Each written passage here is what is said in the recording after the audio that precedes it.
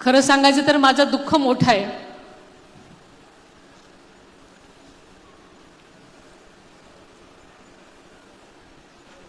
माझं तर सर्वस्व हरपलंय,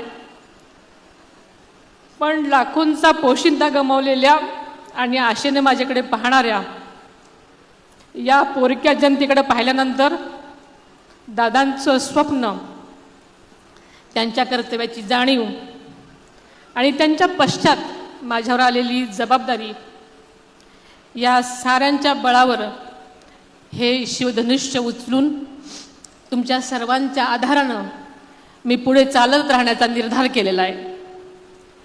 मी आपल्याला माहिती आहे की नेहमीच सांगत आले, ही आदरणीय दादांची जागा कोणीच घेऊ शकत नाही, पण त्यांच्या विचारांचा, त्यांच्या विकासाचा आणि त्यांच्या कार्याचा वारसा पुढे नेण्यासाठी मी पूर्णपणे ताकदीने प्रयत्न करीन.